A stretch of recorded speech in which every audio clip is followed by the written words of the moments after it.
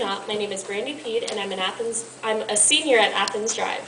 Even those of you who do know me probably would suspect that beneath my ever-present smile, I've dealt with feelings of inadequacy and anxiety, and have struggled to feel love towards myself for the majority of my life. If you ask me what I love, I could easily list off God, my friends, my family, animals, and reading. But where on that list would I tell you that I love myself? Though I know that we are all children of God and that in being His creations, we are all perfect, it is hard to apply that knowledge to myself.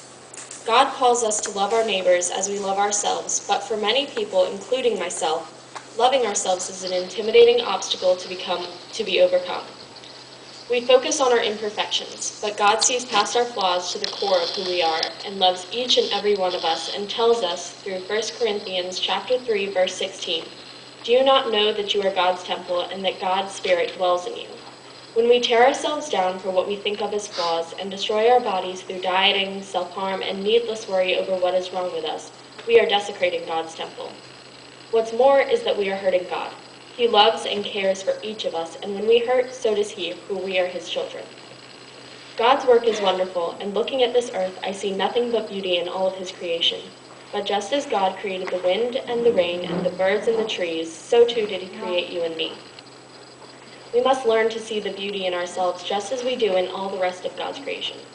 Psalm 139, verse 14 tells us that we are fearfully and wonderfully made, for God's works are perfect. We were made by God, and because of that, we are all perfect, and thus we can rest assured that there is nothing wrong with us. God has made us as we are for a reason.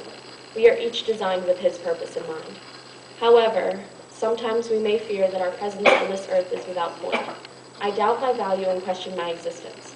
But God has put no one on this earth without purpose. I look out into the congregation and see people full of worth and meaning.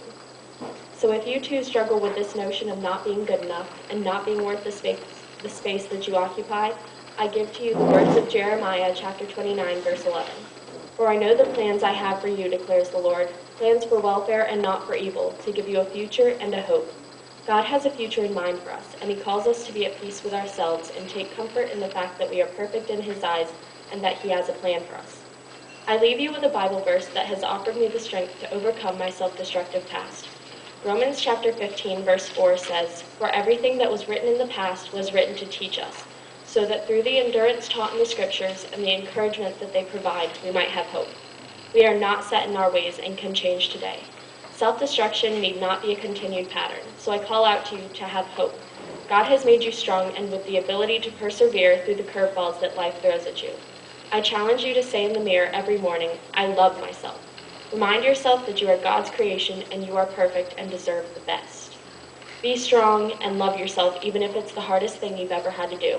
God certainly does."